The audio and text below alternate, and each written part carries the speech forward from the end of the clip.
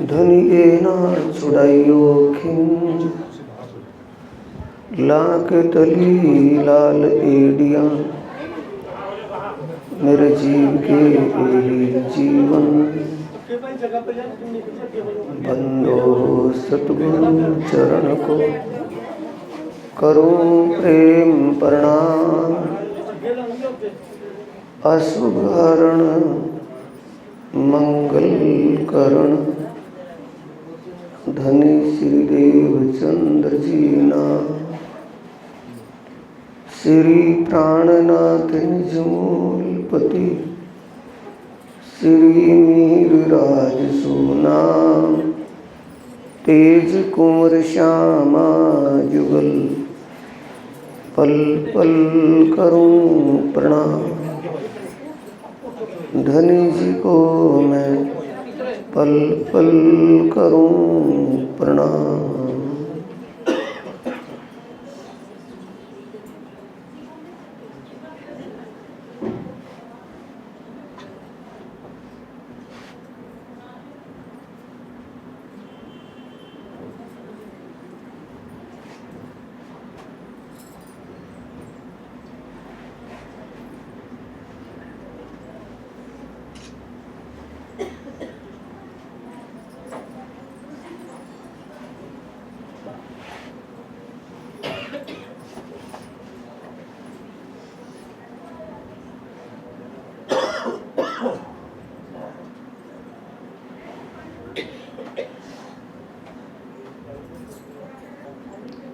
पूर्व सतगुरु महाराज जी की प्रेरणा से आपकी इस पावन नगरी में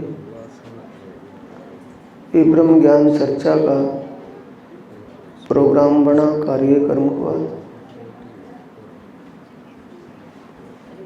जो हर साल होता आ रहा है। बीच में आपको ज्ञान चर्चा बीटेक साइंस से या वैसे भी चर्चा सुनने को मिलती है। ये आपका सौभाग्य है। और जो ज्ञान चर्चा आपको मिलती है वो समझ में आ जाए और आप उस बात पर अमल कर लें तो और भी सर्वश्रेष्ठ है। ये सब परमात्मा की कृपा से होता है। सोबत सेना मेहर की दिल चाहे मेहर भजंतर। आप बोलती तो है वाणी में, शायद उस बोली बात को समझ पाती हैं या नहीं, वो आप शब्दों पर गौर करना। सोबत जो मिलती है परमात्मा की कृपा से मिलती है। सत्संग का सानिध्य जो मिलता है उस परमात्मा की मेहर उनकी कृपा से ही मिल पाती है।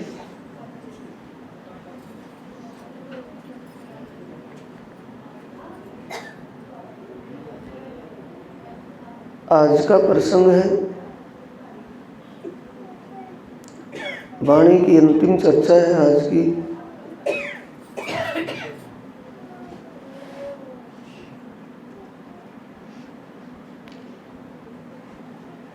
वाणी के सनंद ग्रंथ प्रकरण 33 की पहली चौपाई है।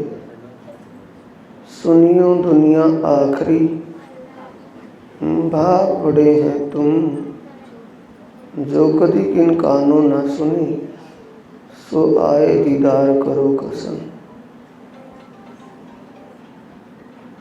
यानी जो बात पहले भविष्यवाणी से ही कही जा रही थी कि पारब्रह्म परमात्मा दुनिया में बुद्ध निष्कलंक अवतार के रूप में प्रकट होंगे, उनकी बात सत्य सिद्ध हो गई, बात सच्ची हो गई। उसी को हमें रिमाइंड करवाने के लिए, दोबारा से ध्यान दिलाने के लिए प्राणनाथ जी इन अंतिम प्रकरणों में कह रहे हैं।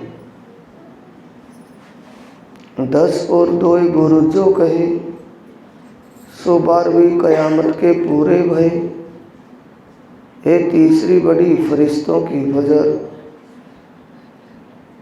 पीछे उठ खड़ी दुनिया नूर नजर, पीछे उठ खड़ी दुनिया नूर नजर।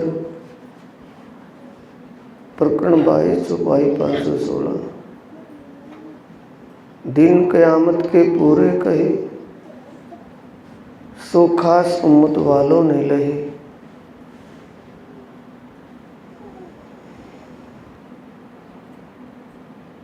संसार में 3 प्रकार की सृष्टि है। सृष्टि का मतलब 3 प्रकार की आत्माएं हैं। एक तो आम जीव है, दूसरा उसमें उत्तम जीव है, तीसरे रूप में आत्माएं हैं।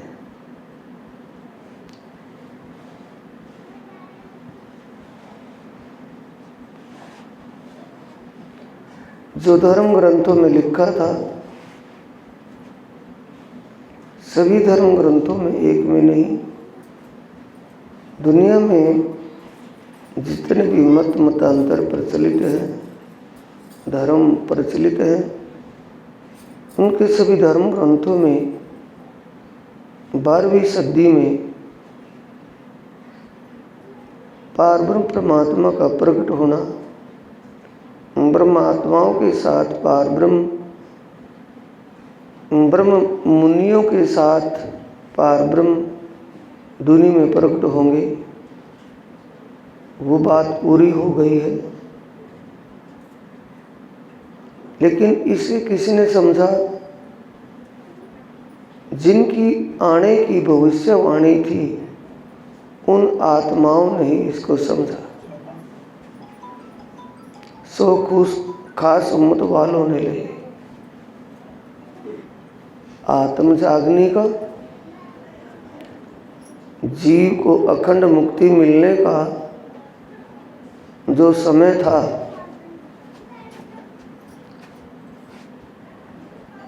उस समय बिल्कुल अपने समय पर निर्धारित निश्चित था, और जो काम उस समय में होना था वो भी निश्चित रूप से हुआ।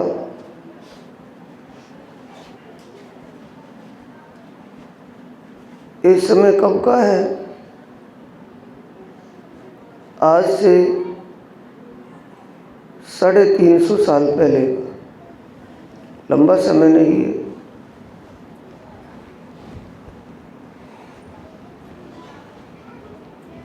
विक्रमी संवत 1735, 1740, इसी दरमियान पारब्रह्म परमात्मा सभी धर्म विलंबियों ने अपने धर्म ग्रंथों में लिखे के अनुसार विजयाभिनंदन बुद्ध निष्कलंक स्वरूप में पहचान कर ली।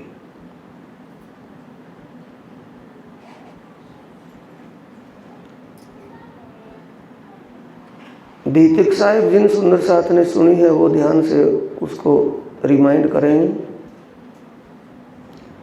जब विजयाभिनंदन बुद्ध निष्कलंक अवतार, आखिरी जमाने के मालिक, बादशाह औरंगजेब का जब शासन था, उस समय जब अपने साथियों को औरंगजेब के दरबार में ये सूचना देने के लिए भेजे, अपने साथियों को भेजा, ये सूचना देने के लिए भेजा कि आप अपने कुरान और हदीस में देखिए, वक्त क़यामत आ चुका है, आत्म जागने का समय, मुक्ति का समय वो आ चुका है जिसकी इंतजार थी कि आत्म शांति या अखंड मुक्ति के दाता जब दुनिया में प्रकट होंगे, तभी जीवों को कर्मों के बंधनों से छुटकारा मिलेगा, उनको आत्मीय शांति मिलेगी। जब 12 ब्रह्म मुनि औरंगजेब बादशाह के दरबार में रात के 12 बजे पहुंचते हैं, जामा मस्जिद के इमाम के साथ जामा मस्जिद का इमाम उनको लेकर के जाता है। 12 बजे बादशाह सलामत अपने विश्राम में थे, राजमहल में थे, और इमाम की बात को हर समय मानना पड़ता है। वो जामा मस्जिद के इमाम थे, लाल किला जामा मस्जिद दोनों आमने सामने हैं। उन 12 मोमिनों को लेकर के जब बादशाह के दरबार में रात को जाते हैं तो बादशाह औरंगजेब उन ब्रह्म मुनियों के शिष्टाचार को देखकर बहुत प्रभावित हुए। परमात्मा के चरणों में अपनी सुरता लगा करके 3 बार कहा, रहमत रहमत रहमत। यानी उन ब्रह्म मुनियों का परमात्मा के प्रति सच्चा ईमान और पूर्ण समर्पण भाव देखकर उनकी करनी रहनी से प्रभावित हुए कि परमात्मा के सच्चे भक्त या परमात्मा पर पूर्ण समर्पण, ऐसे ईमान वाले साथी जिनके दर्शन आज मुझे रात को 12 बजे हुए, मैं भी इनके दर्शन करके धन्य हो गया। बादशाह औरंगजेब की आत्मा उसी वक्त रात को 12 बजे ये मान चुकी थी कि खुद खुदा अपनी रूहों के साथ इस नासूत के आलम में आ चुके हैं, जिनका आना लिखा था कि आखिरुल इमाम दुनिया में पारब्रह्म परमात्मा आखिरुल इमाम के रूप में आएंगे। फिर जब श्री प्राणनाथ जी ब्रह्मात्माओं की जागनी करते हुए, सत्य का प्रचार करते हुए रामनगर में जाते हैं, तो रामनगर में भी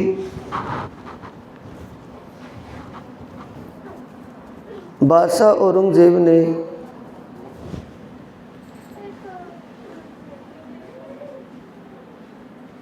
अपने गवर्नर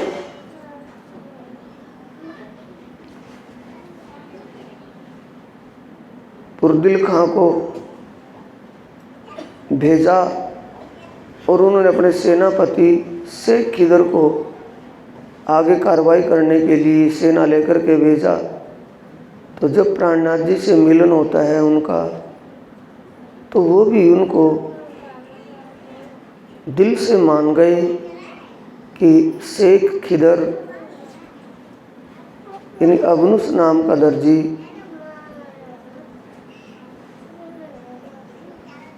एक पैगंबर के नाम से सिद्ध हुए हैं, वो काम ये स्वयं कर रहे हैं। ये परमात्मा की शक्ति, खुदा की शक्ति इस तन में विराजमान है। इन सब से पहले जब विक्रमी संवत 1735 था, विजयाभिनंदन बुद्ध निष्कलंक स्वरूप श्री प्राणनाथ जी हरिद्वार में कुंभ के मेले में पहुंच गए। यही विचार करके सभी धर्म के आचार्य, सभी धर्मों के आचार्य वहाँ मिलेंगे और सभी के साथ धर्म के विषय बात होगी, अच्छा ही रहेगा। वहाँ भी सभी धर्म के आचार्यों ने उस तन में पारब्रह्म शक्ति आई हुई स्वीकार की कि जो कलयुग में कल की अवतार, जिसे पूर्णतः बुद्ध निष्कलंक अवतार कहते हैं, बुद्ध निष्कलंक अवतार दुनिया में अपने ब्रह्म मुनियों के साथ प्रकट हो चुके हैं। इनमें जिन्होंने पहचान की है उनको ही खास उम्मत वाले कहा है। एक आम, एक खास, तीसरे खासल खास। खासल खास का मतलब उनकी समझ, और समझ के बाद उनके ईमान में, विश्वास में कोई किसी प्रकार का खलल नहीं होगा। और जब उनकी समझ, पहचान, ईमान में कोई खलल या कोई विघन या कोई शंका त्रुटि नहीं होगी, तो उनका पूर्ण रूप से समर्पित भाव होगा उनके चरणों में। तो जब वो समय आया तो उस समय की पहचान या पार ब्रह्म परमात्मा दुनिया में आ चुके हैं। ये पहचान किन्होंने की? ब्रह्म मुनियों ने। ब्रह्म मुनियों की हर धर्म ग्रंथ में महिमा लिखी है साथियों। अब हम घर गृहस्थ में होते हुए, दूसरी बात तो अपने हर कोई भी कैसा भी है, अपने जीवन के समय में बिजी व्यस्त जीवन में है, समय नहीं, और विशेषकर अपने जीव के कल्याण की तरफ तो ध्यान है ही नहीं। तो सभी धर्म ग्रंथों में इस समय को विशेष बताया है। ये कलयुग का अंतिम चरण चल रहा है।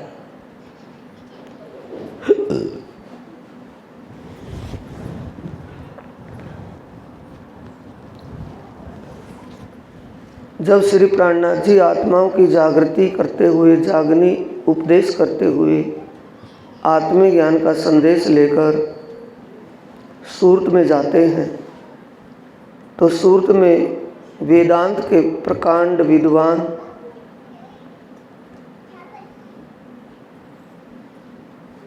भीम भाई और श्याम जी भाई, भीम भट्ट और श्याम भट्ट, दो विद्वान, तीसरे विद्वान मुकुंदास जी, ये तीनों वेदांत के बड़े प्रकांड विद्वान थे।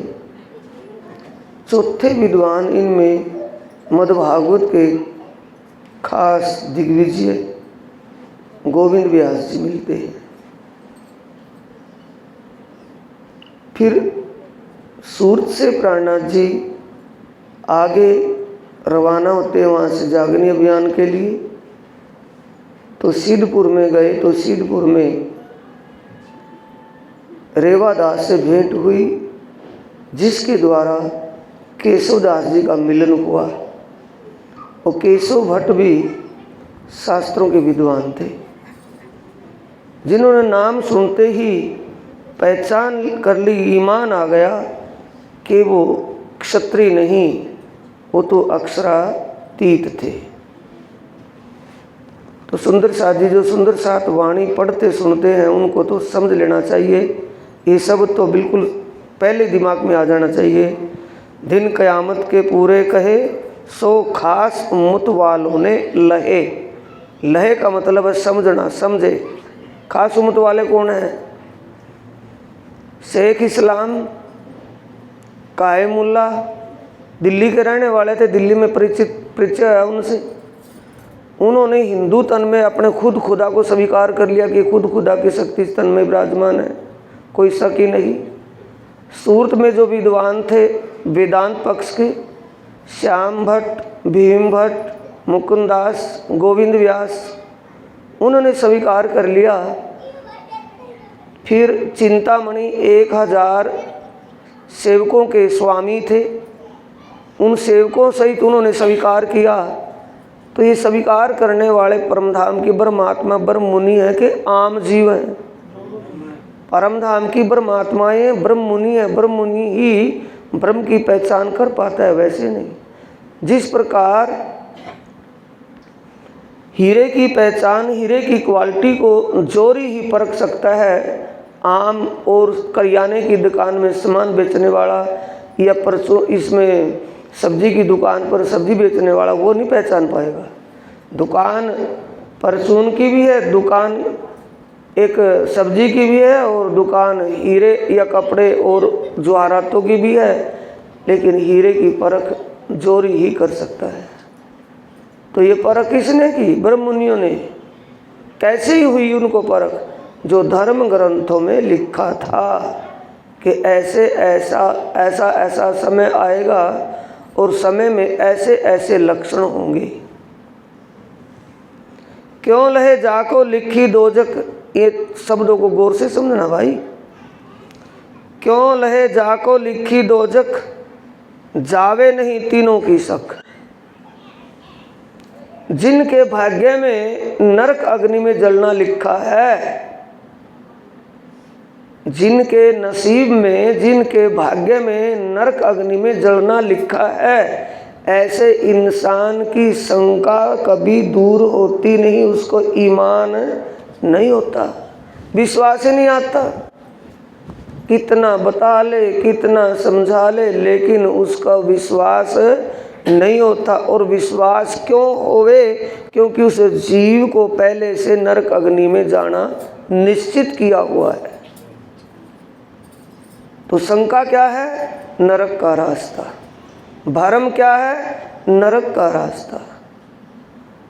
मुक्ति का रास्ता क्या है? समझ, ईमान और समर्पण का रास्ता। दोनों रास्तों में अंतर है। साजोरी सत सिंगार, विलस्यो संग सत भरतार, वाणी में स्पष्ट आया है। ब्रह्मवाणी के किरंतन ग्रंथ प्रकरण 76 चौपाई नंबर 3 में स्पष्ट लिखा है, निरख्यो सत स्वरूप शीर्ष्यामा जी रूप अनूप, साजो रिसत सिंगार विलस्यो संग सत भरतार। अगर सच्चे मालिक से एक रूप होना है, सच्चे मालिक से एक रूप का मतलब उसी स्वरूप में विलीन होना है, तो किसी स्वरूप में विलीन होने से पहले उस स्वरूप के प्रति शंकाएं खत्म करनी पड़ेंगी, या शंकाओं में काम चल जाएगा? पहले शंका खत्म होगी तभी तो किसी के प्रति समर्पित हुआ जाएगा।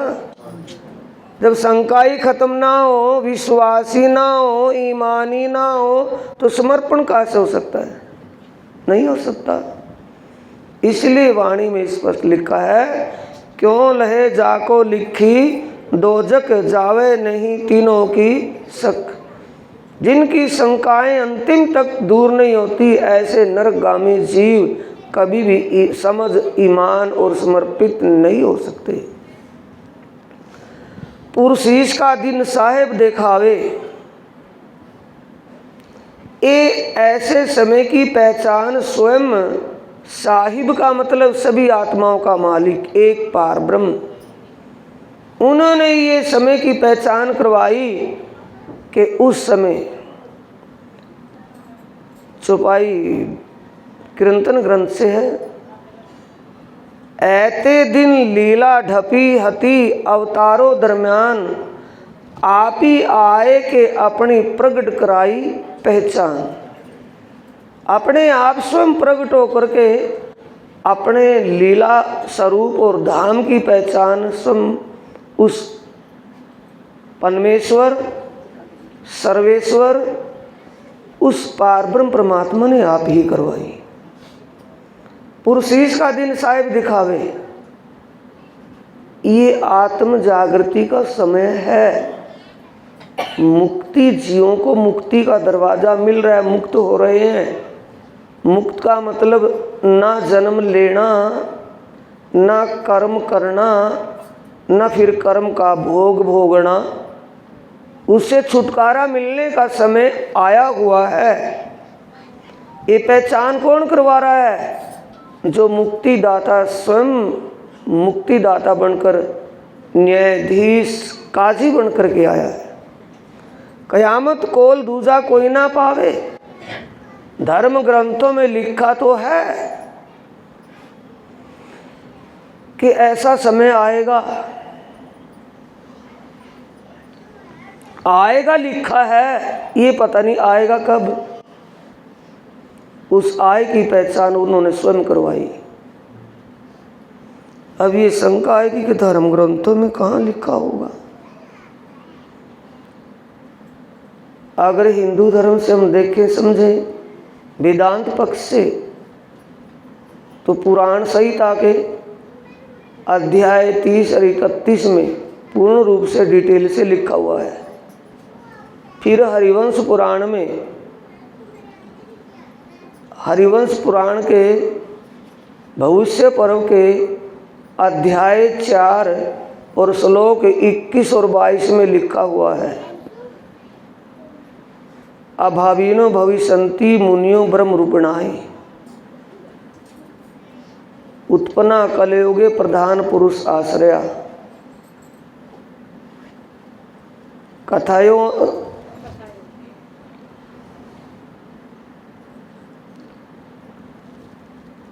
अभाविनो भविष्यन्ति, आने वाले समय में एक अनहोनी घटना घटेगी।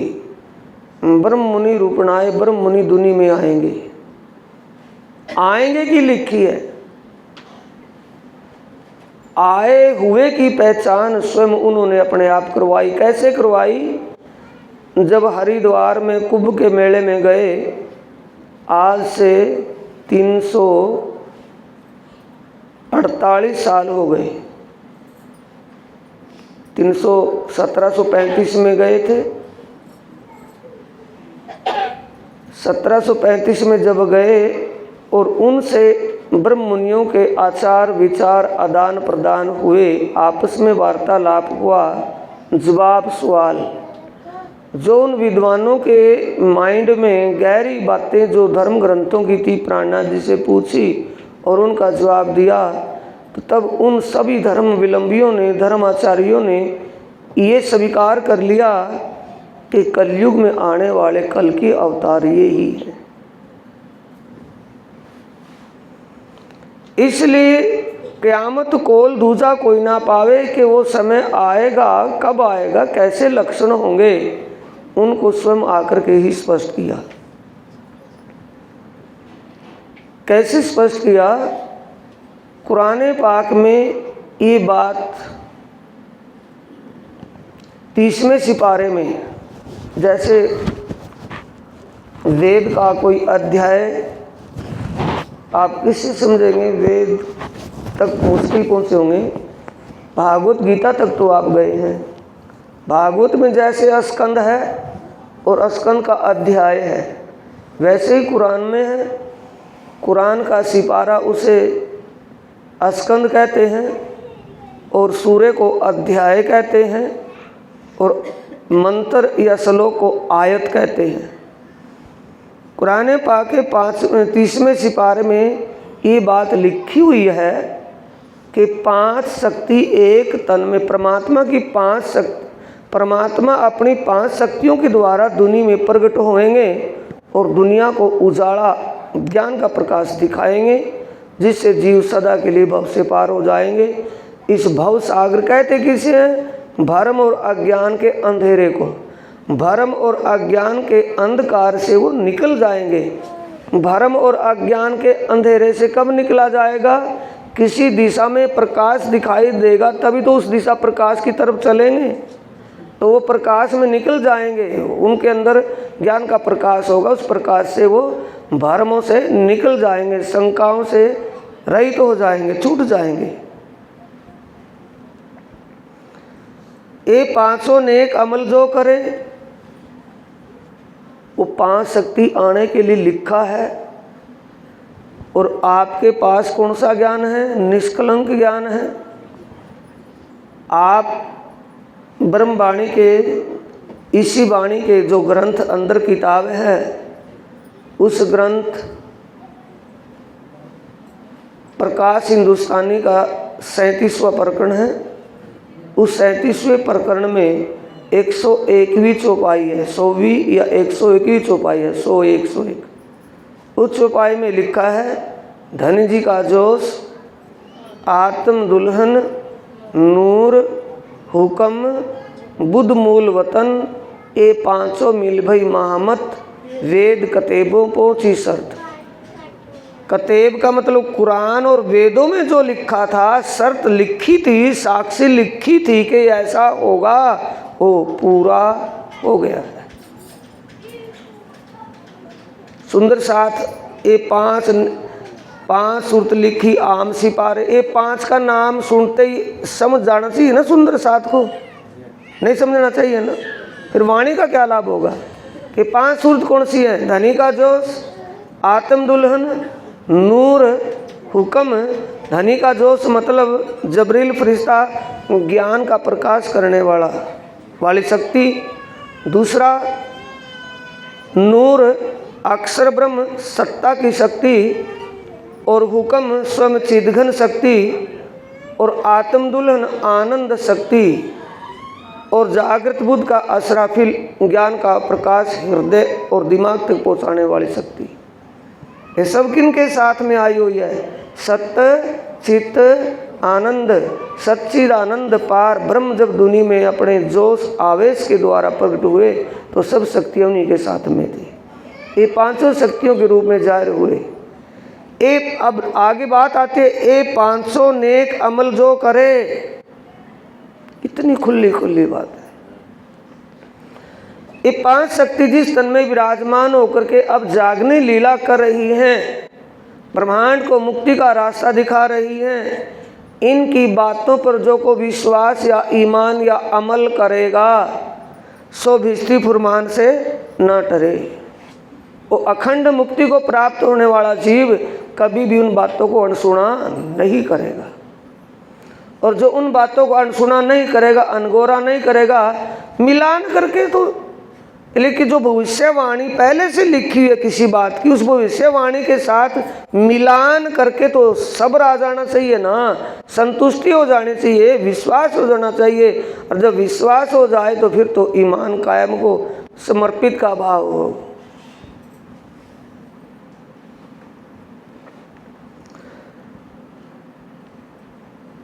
ए 500 नेक अमल जो करे सो भिष्टि फुरमान से ना डरे। फुरमान का मतलब परमात्मा ने जो धर्म ग्रंथों में सृष्टि की रचना के साथ धर्म ग्रंथों की रचना की है, और उनमें जो परमात्मा ने पहले ही लिखवा करके भेज रखा है, उनकी साक्षियों पर, भविष्यवाणियों पर उनको तो विश्वास हो जाना चाहिए।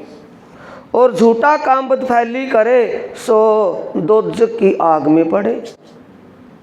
झूठा काम बदफैली का मतलब जो मन के मते चलने वाला, मन की बात पर रहने वाला है, ऐसा दोजख में नरक में जाने वाला कभी भी नरक से छूट नहीं सकता। नरक की बात आई है ना, दोजख की, और वाणी में क्या आया है? निश्चिन ग्रह्य प्रेम सो, जबरदस्ती से, मजबूरी से कि प्रेम से, दिलचस्पी से। किसको? परमात्मा का चिंतन, उस परमात्मा के स्वरूप का, परमात्मा के धाम और परमात्मा की लीला का ध्यान चिंतन करें, मन से करें, दिलचस्पी से करें, तो क्या हो जाएगा? इन विध नरक से छूटे और उपाय कोई, नरक से छूट जाएंगे ना। और जब शंका मन में होगी, विश्वास नहीं होगा, दिलचस्पी नहीं होगी उसका ध्यान सुमरण करने की, तो दूसरा रास्ता कौन सा है? नरक का। ये झूठा काम बदफैली करे सो दोजख की आग में पड़े। सीधा इसे कहते हैं सच्चा न्यायाधीश। सीधी सच्ची बात कह रहे हैं कि जो जैसा करेगा वैसा ही मिलेगा, भाई वही वैसा पावेगा। या भली या बुरी जिनु जैसी फैल जो करी, तब अंगू आई सबों की करनी, जिन जैसी करी आप अपनी, तब कोई नहीं किसी के संग, दुख सुख लेवे अपने ही अंग। लांचे तो तिया ना छूटिए, सगा न ओलखान कोए, मार भूंडा छे जमदूतना, दया ते पिंडने ना होए। स्पष्ट कहा उसके लिए। वहाँ कोई रिश्वत, लांचे कहते हैं रिश्वत को घूस दे करके, वहाँ नहीं छूटा जाएगा, ना कोई सगा संबंधी सिफारिश के लिए जाएगा। अकेला ही आया है, अकेला ही जाएगा।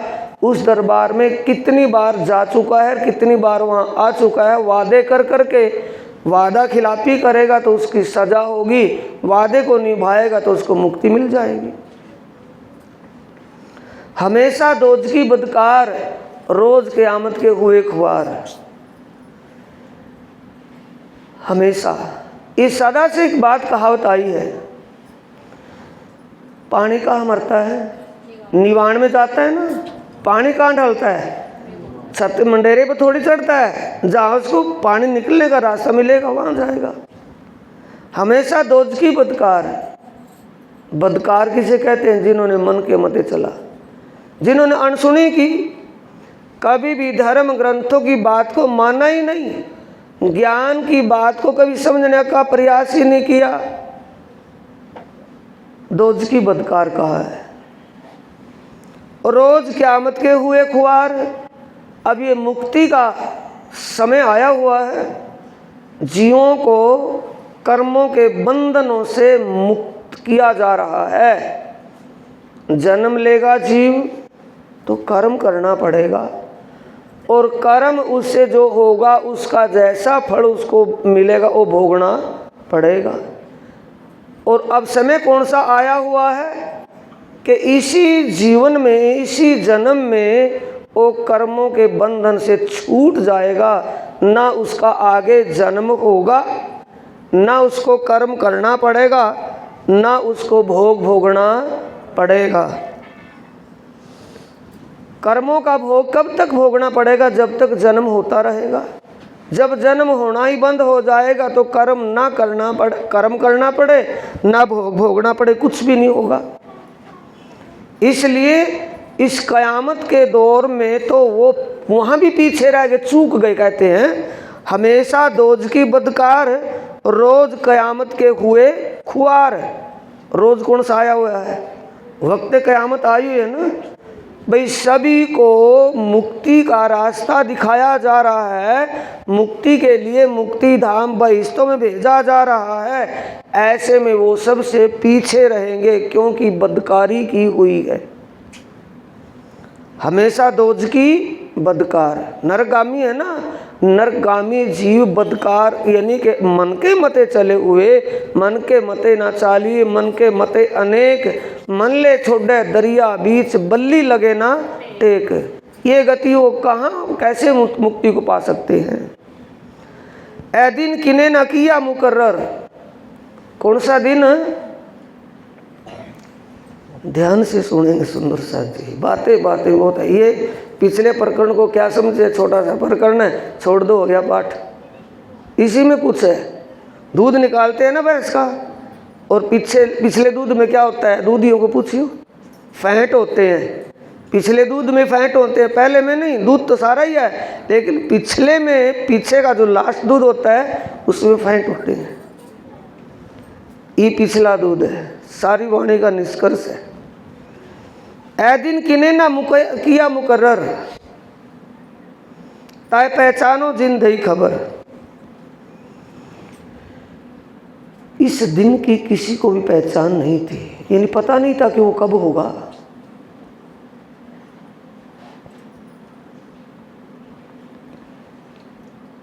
सतवादी नाम केते लेऊं, कई हुए तरन तारन, सतना छोड़या कई दुख सहे, सो या दिन के कारण। कौन सा दिन? जिस दिन जिसकी समझ में ये आत्मीय ज्ञान आ गया, उस दिन के लिए क्या किया? उन्होंने घोर तपस्या की हुई है। पता नहीं कितना बड़ा तप, कितनी बड़ी साधना की हुई है, जिसका फल अब पेड़ लगाएंगे, पेड़ एक ही साथ थोड़ी फल देगा, अपने समय पर फल देगा। हमने जो किया हुआ है उस किए हुए का फल कब मिलेगा? वो अपने समय पर मिलेगा। तो सतवादी नाम कहते लेऊं, सतवादियों में नाम कुछ के बताए हैं। कहते का मतलब कितनों का गिना है, बहुत से हुए, लेकिन उसमें सैंपल तौर में थोड़े से के नाम बताए हैं। भगत प्रहलाद सतवादी था कि स्वार्थी था? सतवादी। भगत प्रहलाद, धर्म युधिष्ठिर, राजा वसुदेव, राजा बलि, राजा रुक्मांग, राजा हरिचंद्र, राजा सगाल, दधीचि ऋषि तथा राजा मोरध्वज। मोरध्वज और ये हरिचंद्र के बारे में तो बहुत ज़्यादा सुनने को मिलता होगा। तो ये सतवादी थे या स्वार्थी थे? सत के कारण ही जिए। तो उनके उस सत पर चले का फल कब मिला? सत पर क्यों चले? यानी धर्म का पालन क्यों किया? कि अब की बार तो परमात्मा ने हमारे जीव को चांस दे दिया मानव चोले का। इस मानव चोले से ही हम भव से पार हो सकते हैं। उस मानव चोले में जो उन्होंने भजन किया, उस भजन के कारण उनको वेटिंग में बैठना पड़ा, इंतजार में बैठना पड़ा। क्यों? कि मुक्तिदाता जब दुनिया में आएंगे वही तो मुक्ति देंगे। अब मुक्तिदाता कौन आए? कलयुग में विजयानंदन बुद्ध निष्कलंक अवतार, वो अपने ज्ञान के प्रकाश से। अब बात बात में आता है ना कि कृपा कर दो जी, कृपा करियो जी, हमारा उद्धार करियो जी। उद्धार कहते हैं मुक्ति को। मुक्ति ज्ञान से होगी या सिर पर हाथ रखने से? इस भ्रम से निकले कि मेरे सिर पर हाथ रखा गया मेरा उद्धार हो जाएगा, और मेरे सिर पर हाथ रखा गया तो मेरा कल्याण हो जाएगा, कृपा हो गई। कृपा ये ज्ञान की कृपा है। जिसके भी समझ में ये ज्ञान आ गया, समझो उस जीव या उस आत्मा पर कृपा हो गई। और होते होते कितनी कि समझ में आते आते कितना आ गया कि जब उसको पूर्ण विश्वास ईमान हो गया और परमात्मा के प्रति समर्पित भाव हो गया कि ये परमात्मा, ये सांस भी आपके, मेरा कुछ भी नहीं है। फिर उसका क्या है? तू ही तू और मैं तो गई शून्य होगी, मैं चलेगी और तू बैठ गया। यही तो परिवर्तन है। हमेशा दोज की बदकार, रोज क्यामत के हुए खुआर, ए दिन किने ना किया मुकर्रर, ताए पहचानो जिंदही खबर। ताए पहचानो जिंदही खबर। यहाँ विश्वास की बात आएगी। जिसने ये सारी जानकारी दी है, सब बात कि वो आया है, समझे ना? सभी आत्माओं का मालिक एक पार ब्रह्म। किसने बताया? लिखा तो पहले से धर्म ग्रंथों में कि सभी का मालिक एक। उसके लक्षण किसने बताए हैं? उसी ने बताए हैं कि किसी और ने? क्योंकि ये बात स्पष्ट लिखी हुई है, तारतम्येन जानाति सच्चिदानंद लक्षणम। सिर्फ तारतम्य ज्ञान से ही सभी के मालिक एक पार ब्रह्म को जाना जा सकता है, और दुनिया में दूसरा ज्ञान नहीं है। कोई भगवान विष्णु को, कोई भगवान शंकर को, कोई ब्रह्मा जी को, कोई भगवान नारायण को, कोई ओमकार ज्योति स्वरूप को, कोई गायत्री देवी को, इन्हीं को ही परमात्मा या भगवान मानकर उनकी मंजिल यहीं तक आ गई। वो कहते कि नहीं, ये तो स्वप्न है, इससे ही परे तो साक्षात है, इनसे आगे है वो।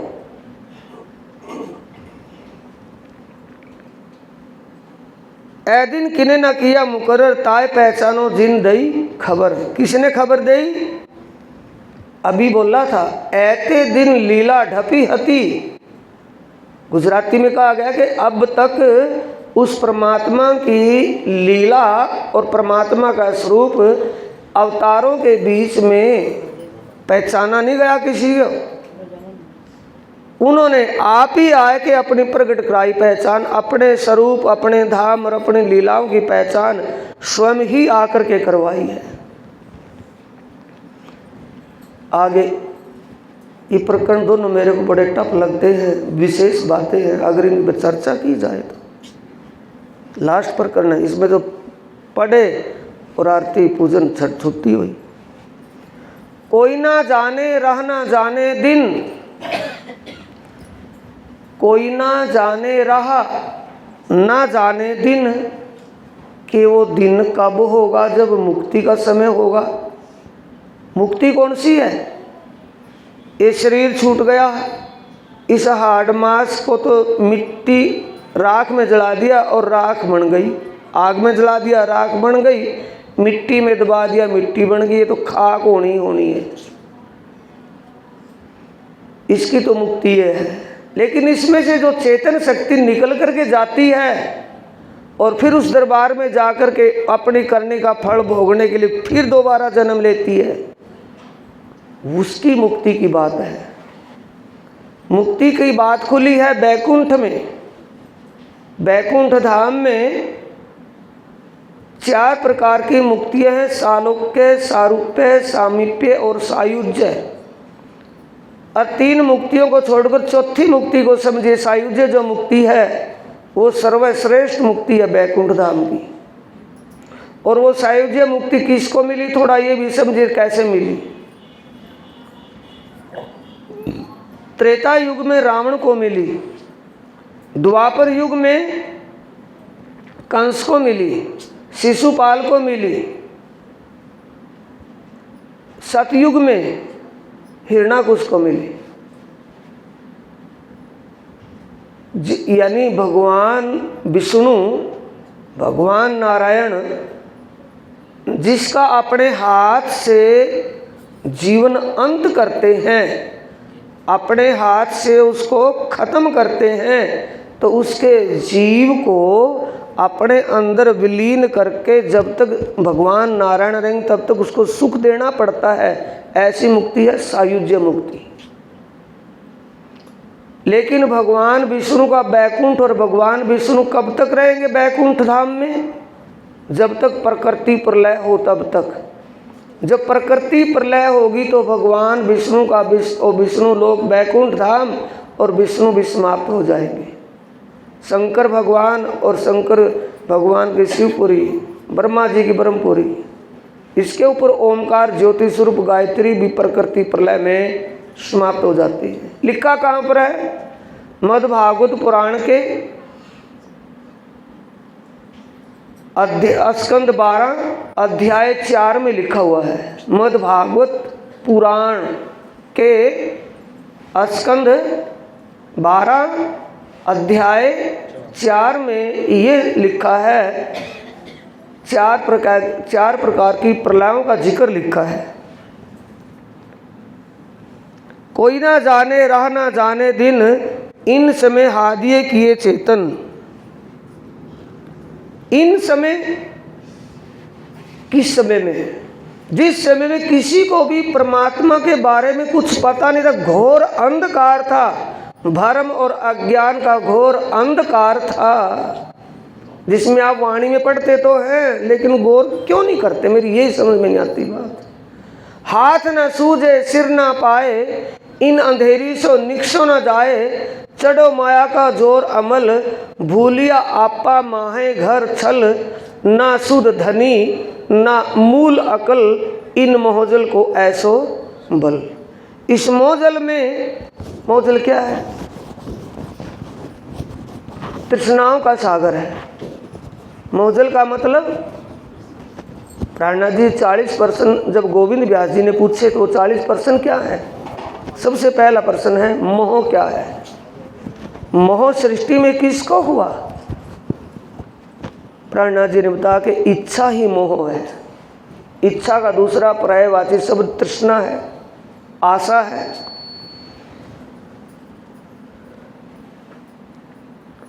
कोई ना जाने राह ना जाने दिन, ना दिन का पता था कब होगा। रास्ते का मतलब भक्ति, किस भक्ति युक्ति से मुक्ति मिलेगी। इन समय हादिये किए चेतन। हक और हादी दोनों एक ही रूप है। हक ही रास्ता बताने वाला हादी बन करके आया है, वहाँ हक यहाँ हादी। रास्ता वही बता रहा है ना, या कोई और बता रहा है? क्यों पीछे आया ना, पुरशीश का दिन साहेब दिखावे, कयामत कोल दूजा कोई ना पावे। कयामत के विषय में जो लिखा है उसकी समझ किसी को दुनिया में नहीं थी। आप ही आकर के उन्होंने समझ करवाई कि वो समय आ चुका है, आया हुआ है। कोई ना जाने राह ना जाने दिन, इन समय हादिये किए चेतन। हादी हिदायत करने वाले को, हादी सतगुरु को कहा है जो हमें रास्ता दिखा रहा है। और सतगुरु मेरे श्याम जी। मूल में जाए तो सबके मूल में क्या आएगा कि पूर्ण ब्रह्म बिना और ना कोई, स्वयं अक्षरातीत पार ब्रह्म परमात्मा ही। कृपा करके सबको रास्ता दिखा रहा है कि किस रास्ते आपको चलना है, जिस रास्ते जाकर के वापस ना आना पड़े। उस दिन बदला होए अति जोर, हाथों सीधे साहिब करे मरोर। धाम के धनी बदला होए अति जोर, बदले का मतलब काजी बनकर के अब कजा कर रहे हैं, न्याय चुका रहे हैं।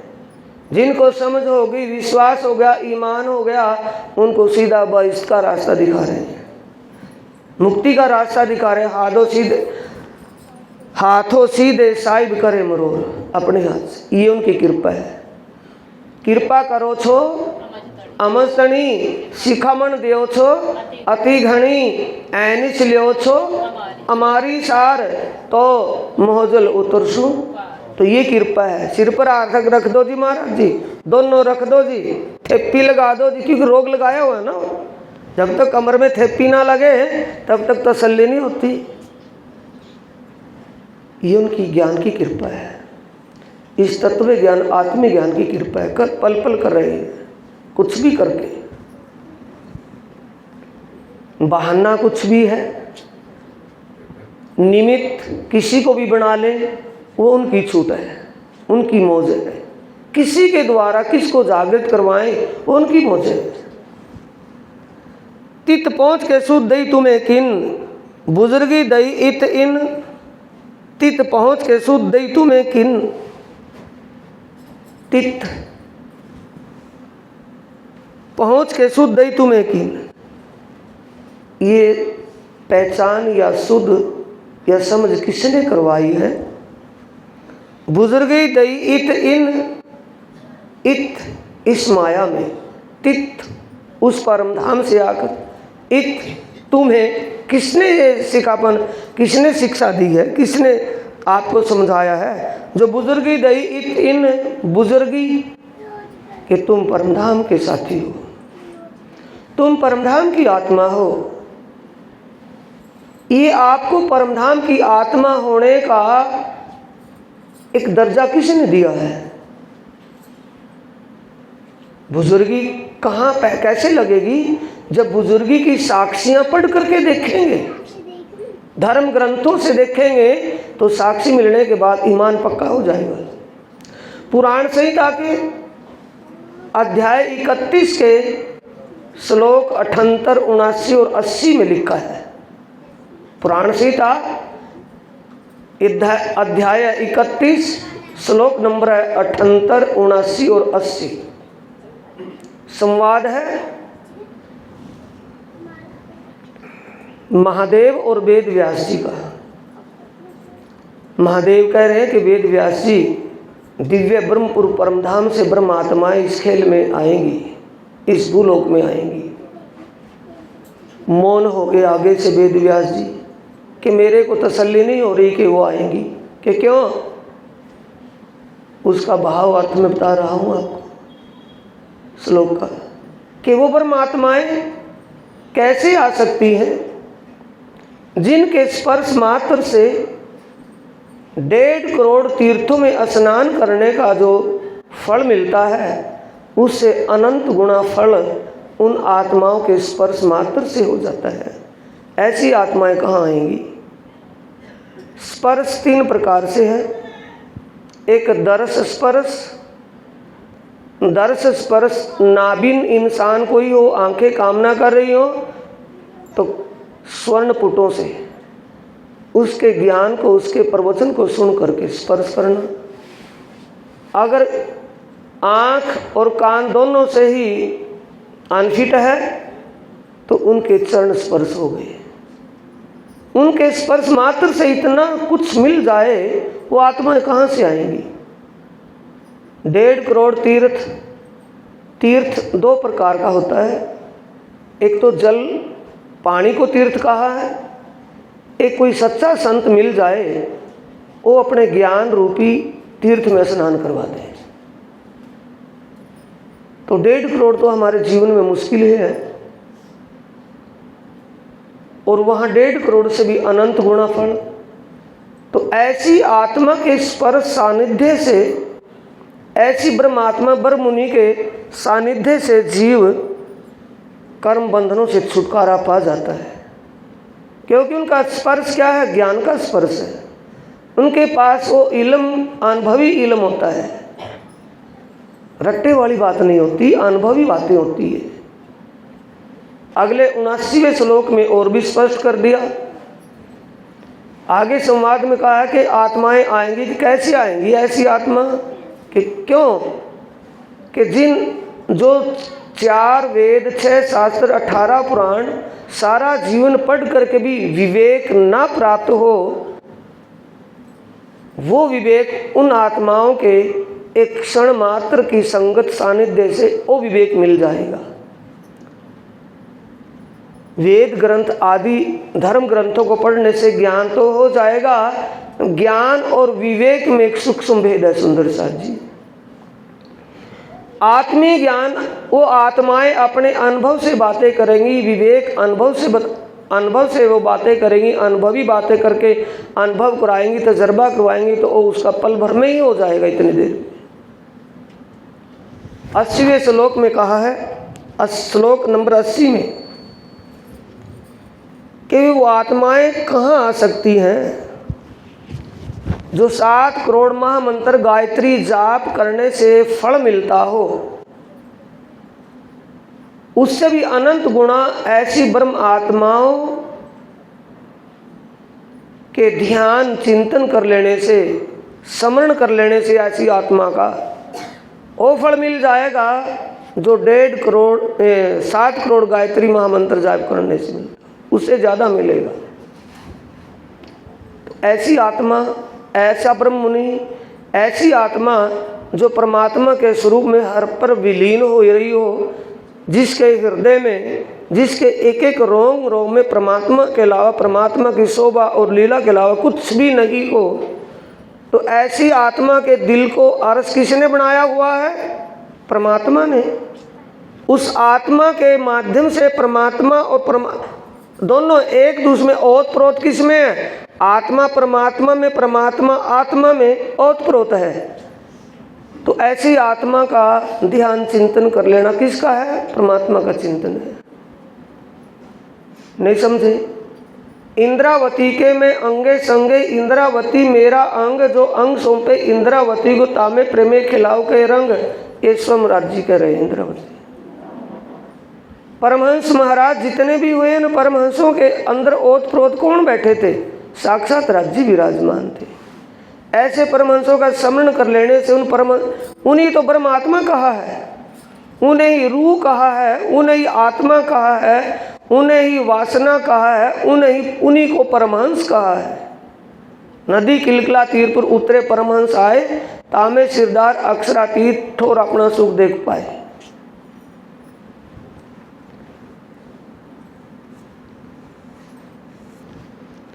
निहायत इस रोज की कोई ना पावे, ए पातशाह पुरुष इसका दिखावे। फिर आ गया पीछे कि ये मुक्ति का रास्ता और कोई नहीं दिखा सकता।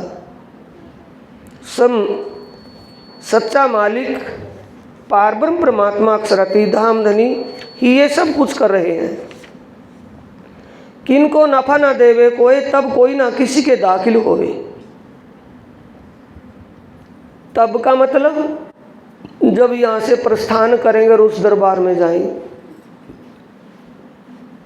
चिट्ठी आवे चाले तत्किन जाए ते करता रुधन, झांझू से वाजे नहीं करता दिए छे हाथ अगिन, लांचे तो तिया नव छूटिए सागा ना उलखाण कोहे, मार भूंडा छे जमदूत ना दया ते पिंडने ना होए। वहाँ कोई किसी को कोई फायदा, किनको नफा न देवे कोई, तब कोई ना किसी के दाखिल होवे। कुवत इन समय कौवे जाए, तो कोई नफा किसी को न सके पहुँचाए। वहाँ अपना या भली या बुरी जिनु जैसी फैल जो करी, तब आंगू आई सब की करनी, जिन जैसी करी आप अपनी, तब कोई नहीं किसी के संग दुख सुख लेवे अपने ही। ये सुंदर साथ जी चौकस करके दिमाग में बिठा करके रखे। ये मेरा जहाँ भी चर्चा होती है सबसे पहले ये प्रसंग आता है कि ये रास्ता ऐसा नहीं है। दुनिया के जो मतांतर पंथ और चले हुए हैं आप भी इसको उन्हीं के जैसा समझ बैठे, यही बड़ी भारी भूल है। ये भूल जब तक नहीं हटेगी तब तक आप कुछ भी प्राप्त नहीं कर पाओगे। ये रास्ता है समझ का, बात बड़ी है समझ की और है ईमान का काम। साथ जी समझ ऐसी चाहिए जैसा कया अल्लाह कलाम। ये समझ का रास्ता है, ये देखा देखी का रास्ता, दिखावे का रास्ता नहीं है। समझने के बाद फिर कोई भी किसी प्रकार के कर्म कांड की, किसी प्रकार दिखावे की, घंटी गड़नालों की, शंखों की, इनकी आरती पूजनों की आवश्यकता ही नहीं रहेगी सुंदर साथ जी। फिर आपकी बंदगी कौन सी? रात ही तो था ना प्रसंग मार्फत सागर से। कौन सी बंदगी है? रूहानी और छिपी बंदगी है, मार्फत की बंदगी है। लेकिन पहली चौथी बंदगी हकीकत की बताई थी। हकीकत की बंदगी जब है जब पाठ घाट की देहवरी जहाँ रामत कीजिए राज बोल रहे हैं, कुंज मन की रेत में चलो पिया दौड़ दौड़ वो बोल रहे हैं, वहाँ का हमें ज्ञान हो और ये शब्द आते ही सामने हमारा ध्यान वहाँ लगे, वो हकीकत में बदल जाएगी। और मार्फत में कब बदल जाएगी? ना बोले ना चाले, एकांत में बैठ करके ध्यान में डूब जाएं और उस प्रीतम की आनंद की अनुभूति करें, प्रीतम के स्वरूप में खो जाए।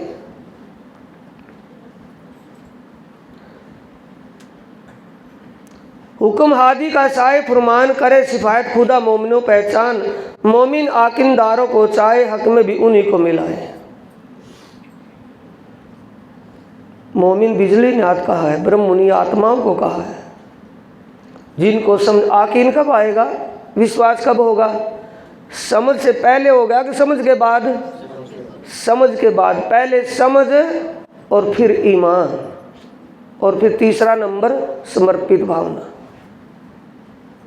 हक में भी उन्हीं को मिलाए। इन सदमार्ग पर भी वही चल रहे हैं या उनको चलाया हुआ धनी ने। जब जाहिर हुआ रोजा और हज, तब काजी खोला मुसाफ मगज।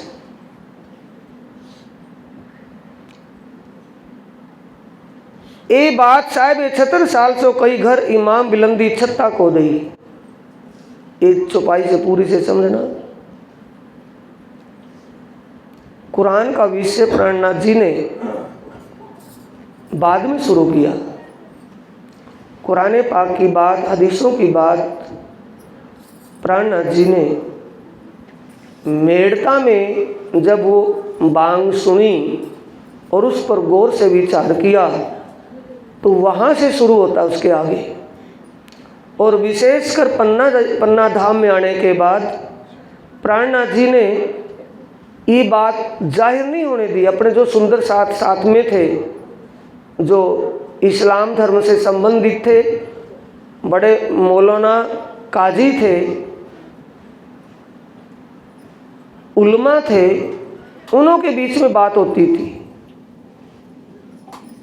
जब छत्रसाल जी के सामने बातें आई तो छत्रसाल जी से कहा, जो हमारी गीता में है वो बात कुरान में है, जो हदीसों में है वो पुराणों में है, सब बातें एक हैं।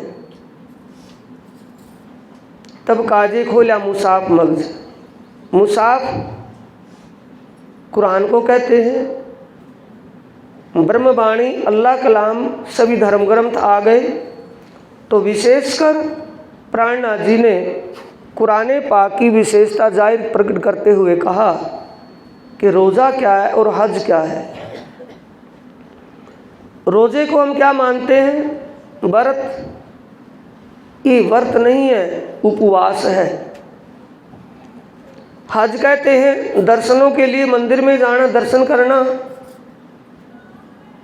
वो हज नहीं है। हज क्या है? वाणी में बताया गया श्रृंगार ग्रंथ में, प्रकरण 24 की 64वीं चौपाई में।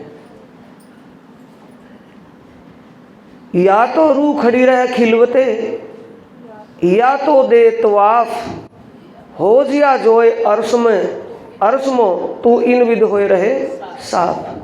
साथ जी अखंड में साफ हुए बिना क्यों पहुँचत, चेत सको सो चेतियो पुकार कहे श्री। ये वाणी नहीं तो है सब कुछ। तो हमारी हज कहाँ है? देत परिक्रमा कर्म सब है, बोलते तो हैं, समझते क्यों नहीं, फिर करते क्यों नहीं? समझते हैं, जानते हैं, मानते नहीं, करते क्यों नहीं फिर? जब हम आत्मा की खुराक क्या है? परमात्मा के श्रृंगार शोभा में विलीन हो जाना, उसमें निमग्न हो जाना, परमात्मा की शोभा को निहारना, परमात्मा की शोभा में खो जाना, परम धाम की लीला में खो जाना, परम धाम की लीला में विचरण करना, ये सूरता के द्वारा होगा या शरीर के द्वारा होगा? सूरता के द्वारा। सूरता जब वहाँ विचरण करने लगे वो उसकी हज है। रोज़ा क्या है? हम अपने आप को संयम की रस्सी में बांध करके चले, दुनिया की तरह रस्सियों से खुल करके नहीं। क्यों? जा कारण माया रची शास्त्र भी, ता कारण खेल भी यही देखसी और अर्थ भी लिए। इन धर्म ग्रंथों में, किसी भी धर्म ग्रंथ में जो संयम लिखा है वो सब किसके लिए लिखा है? परमात्माओं के लिए लिखा है। जीव उस संयम की रस्सी में नहीं बंध सकते, चल ही नहीं सकते। जीव के लिए रास्ता कठिन है, लेकिन धन्य की कृपा हो जाए, सतगुरु आदि कृपा कर दे, ये वाणी समझ में आ जाए, ज्ञान का प्रकाश जब हृदय में हो जाए, अंधकार मिट जाए, तो फिर आसान हो जाता है। ये बात साहिब 76 साल सो कई घर इमाम बुलंदी छत्ता को दी। इन बातों से अवगत किसको करवाया है? 76 साल जी को। बड़ी बात थी, गहरी बातें थी, इन बातों से अवगत कराया तो 76 साल जी ने कहा, ये धामधनी, आपने ये बात कितने दिन से हमसे छुपा करके रखी है? अगर हमें ये पता चल जाता कि गीत इसमें कुरान पाक में हमारी बातें हैं, तो मैं बादशाह औरंगजेब के साथ धार्मिक लड़ाई के लिए तत्पर हो जाता, कुछ भी होता। लेकिन आज से मैं ये संकल्प लेता हूँ कि जो हमारे ज्ञान में ये आत्मीय ज्ञान छिपा हुआ है, कुरान पाक की बातें हैं, तो इन बातों को मैं जन जन तक पहुँचाऊँगा, कुछ भी होता रहे। बादशाह औरंगजेब के कानों में पूर्ण रूप से ये बात पहुँचाऊँगा, इस्लाम धर्म को पूर्ण रूप से ये बात समझाऊँगा। घर इमाम बुलंदी छत्ता को दी। 76 साल जी की ऐसी भावनाओं को देख कर के धाम के दूल्हा पिया राज रसिक अक्षरातीत ने उनको धर्म का अगुआ समझते हुए आगे का हुक्म अंतर्मन से दे रहे हैं कि 76 साल मेरे को तेरे जैसा ही की ज़रूरत है। अब तक मैं तेरे जैसे की तलाश में था, तेरे तन से ये काम होगा। अंतस्करण से बख्श रहे हैं। घर इमाम बुलंदी, इमाम का मतलब धाम के दूल्हा अक्षरातीत, बुलंदी एक सिरदारी छत्ता को दी। छत्ता 76 साल जी को धर्म का आगे सुरक्षित रूप से लेकर के चलना, जागनी अभियान को आगे लेकर के चलना, ये अंदर से भाव किसने बना लिया है? प्रणनाथ जी ने। नौवीं आगे अरफा ईद कहिले, 10वीं आगे सब लीला भई, मजले सब अग्यारी के मद सो कहे कुरान विवेक कहीं भी। कुरान में अनेक प्रकार से, कुरान पाक में अनेक जगह या कुरान हदीसों में अनेक प्रकार से 10वीं सदी में ईसा बुजुर्ग और 11वीं सदी में इमाम का आना जो लिखा था, वो अनेक तरीक़ों से, अनेक बातों से, अनेक प्रकार से लिखा हुआ है। नौवीं आगे अरफा ईद कई, अरफा ईद खुशी के दिन को कहा कि खुशी का समय आएगा। क्या समय आएगा? ईसा बुजुर्ग, ईसा हजरत, ओ ईसा मूसा इस्लाम के ईसा नहीं, ईसा की बुजुर्ग, ईसा का ये सब जो दिया है श्यामा जी के लिए दिया गया। यहाँ 10वीं सदी में कौन आए? 10वीं सदी में सदगुरु धनी श्री देवचंद्र जी का प्रगटान होता है 1638 में। मजले सब अग्यारी के मद सो कहे कुरान विवेक कहीं विद। 11वीं सदी में उस तन से धाम धनी अंतर्ध्यान होकर परोक्ष रूप में महामती जी के धाम दिल में विराजमान होकर के जागनी शुरू की। वाणी का अवतरण हुआ। ए अज्ञारी बीच बड़ो विस्तार, प्रगटे विलंद सब सिरदार। जैसे वाणी का अवतरण हुआ और 11वीं सदी में प्रगटे विलंद सब सिरदार। विलंद सिरदार एक ही अग्रणी आत्माएं, यानी धानी ने जिनको इस जागने की लीला में शोभा देनी थी, वो आत्माएं जागृत होकर के प्राणनाथ जी के सानिध्य में आई। जैसे लालदास, मुकुंदास, चिंतामणि, दूसरा अमलावती आदि जो सुंदर साथ के तन में परमधाम की आत्माएं थी, वो जागनी के अभियान में सामने निकल करके आई। जागनी अभियान में सेवा की। सब न्यामते सिपते दई सितार, उतरियां आयते जो उस द्वार। सब न्यामते सिपते दई सितार, सब न्यामते इन्हीं परमधाम की जो गुह्य बातें धर्म ग्रंथों में संकेतों में लिखी हुई थी, उनको स्पष्ट करके समझाया। उतरियां आयतें जो उस द्वार, कुरान पाक के हरफे मुक्तियात और वेदांत के 12 महावाक्य और कुरान पाक के 12 हरफे मुक्तियात, इन सब को स्पष्ट करके प्राणनाथ जी ने समझाया। छिपा था बुजुर्ग वक्त, जाहिर हुआ रोज़ देखाई कयामत। और ऐसा समय किसी ने निर्धारित नहीं किया था, सभी ये बैठे हैं कि वो समय आएगा। अभी हिंदू भी कह रहे हैं कि कलयुग तो अब शुरू हुआ है, इस्लाम भी इसी भ्रम में है, जबकि कलयुग का अंतिम चरण चल रहा है।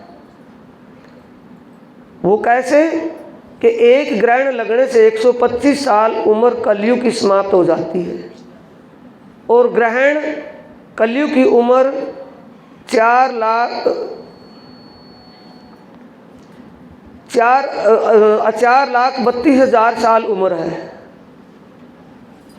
8,64,000 और 4,32,000। 4,32,000 में से 3412 ग्रहण लगने हैं, और 3412 ग्रहण और एक ग्रहण में 125 साल उम्र कम हो जाती है, तो सारे 5500 साल बचते हैं। उनमें 5000 साल जा चुके हैं, ऊपर और भी समय जा चुका है।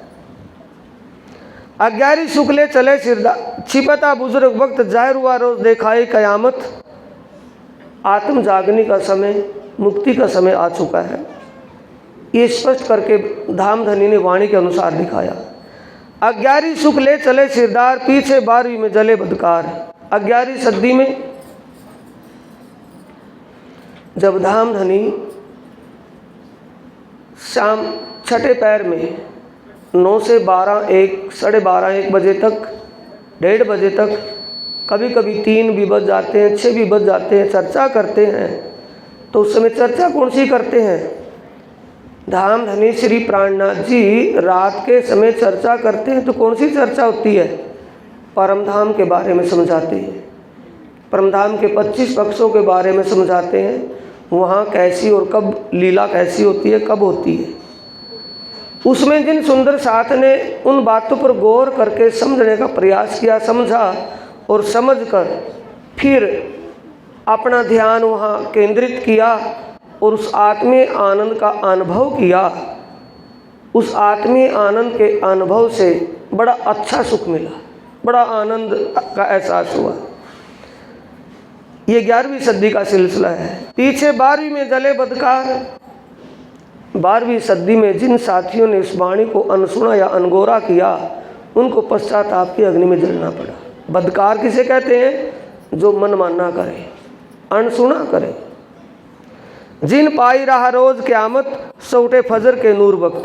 जिन पाई रहा रोज क़यामत, जिनको वक्ते क़यामत की समझ बन गई थी, वो जागने का समय आ चुका है, मुक्ति का समय आ चुका है। जिनको ऐसी समझ बन चुकी थी, सो उठे फजर के नूर वक्त।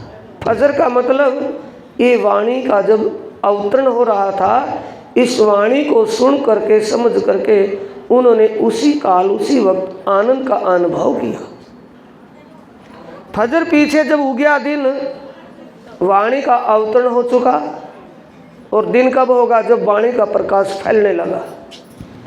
उन साथियों को अपनी गलती का एहसास हुआ कि हमने जितना अनसुना किया उतना ही अपना खोया है, जितनी लापरवाही करी है उतना ही आत्म आनंद से दूर रहे हैं।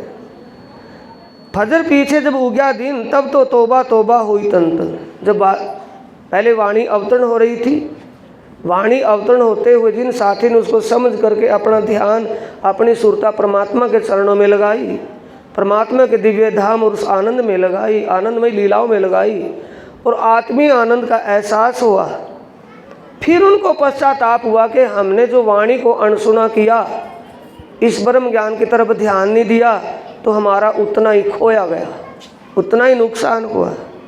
तब तो दरवाज़ा मूंद के गया, पीछे तो नफ़ा काहू को न भया। धनी के चरणों में उनके ज्ञान को समझकर, उनके स्वरूप की पहचान कर, जिसने एक बार सिजदा बजा दिया, उसका सिजदा 1000 गुना लगता था। सिजदे का फल कितना था? 1000 गुना। एक बार का सिजदा किया हुआ 1000 गुना सिजदा बन जाता था। जिन्होंने उस प्रीतम धाम धनी प्राणनाथ के स्वरूप और उनकी लीला को उनके शब्दों से समझ लिया, पहचान लिया और पहचान के उनके चरणों में दिल से समर्पण भाव किया, उनको अनंत गुणा फल मिलता था। सब जले जल्या अजाजिल, जाए उठाया असराफिल। सभी को अजाजिल भगवान विष्णु को कहा है, और भगवान विष्णु या नारायण दोनों की आत्मा एक है। जैसे अक्षरातीत और अक्षर की बात है कि स्वरूप एक लीला दोए, वैसे स्वरूप इन यहाँ नारायण और इस विष्णु भगवान की लीला में है। सब जले जल्या अजाजिल, जाए उठाया असराफिल। सबको पश्चाताप हुआ। जले का मतलब सबका जीव दुखी होता रहा कि हमें कोई आत्मीय आनंद नहीं मिला। इतने दिन से महाराज जी के साथ ही रहे, पर हमें ऐसा इतनी अनगौरी की, इतना अनसुना किया कि इनके ज्ञान को समझने का प्रयास नहीं किया। जाए उठाया असराफिल। अब जाए उठाया किसको? अजाजिल को। असराफिल क्या? असराफिल सुंदर साथ जी, ये ज्ञान जागृत बुद्ध का फरिश्ता जब इस ज्ञान को सुनने समझने को मिला, उन साथियों को भी ये वाणी लिखी गई। जब वाणी नाजिल होती थी लिखते रहते थे, उसी वाणी से उनको समझाया गया कि धाम धनी गए नहीं, अपनी वाणी में हैं, अपने ज्ञान में साक्षात विराजमान हैं। तब उन साथियों को भी सांत्वना मिली, उनको भी एहसास हुआ कि हमें मिल जाएगा अब भी कुछ। एक सूरे उड़ाए के दिए, दूसरे तेरी में कायम किए। यों क़यामत हुई जाहिर दिन, श्री महमदे करी उम्मत रोशन। एक सूर कहाँ पर फूका ज्ञान का? विक्रमी संमत 1735 में विजया अभिनंदन बुद्ध निष्कलंक अवतार श्री प्राणनाथ जी जब धर्म आचार्यों के बीच में धर्म चर्चा कर रहे थे, तो धर्म आचार्यों का शब्दिक ज्ञान उड़ गया। यानी जो ब्रह्म मुनि बने बैठे थे धर्माचार्य, उनको तब एहसास हुआ कि ब्रह्म मुनि तो अब दुनिया में प्रकट हुए हैं, हम तो ब्रह्म मुनि ही थे। उनका शाब्दिक ज्ञान जो अहंकारी ज्ञान था समाप्त हो गया। दूसरे तेरी में कायम किए। दूसरा सुर फूंका 13वीं सदी में बहिश्तों के दरवाज़ों का वर्णन करके बता दिया कि इन सब जीवों को बहिश्तें मिलेंगी। मुक्ति का दरवाज़ा खोल दिया सबके लिए। यो क़यामत हुई जाहिर दिन, श्री महमदे करी उम्मत रोशन। किसको जाहिर किया है? उम्मत को। यो क़यामत हुई जाहिर दिन, ये मुक्ति का समय आया हुआ है, आत्म जागने का समय आया हुआ है। यानी दुनिया में पार ब्रह्म और ब्रह्म मुनि आ चुके हैं। एक किसने जाहिर किया है? धाम धनी अक्षरातीत सच्चिदानंद पार ब्रह्म स्वरूप प्राणनाथ जी ने बोला था। चौपाई दोहराएंगे सुंदर साथ जी। ये प्रकरण 24 चौपाई 531 प्रकरण तथा चौपाइयों का संपूर्ण संकलन प्रकरण 527 चौपाई 18,798। बड़ा क़यामतनामा ये संपूर्ण हुआ, पाठ संपूर्ण हुआ है। सुंदर साथ जी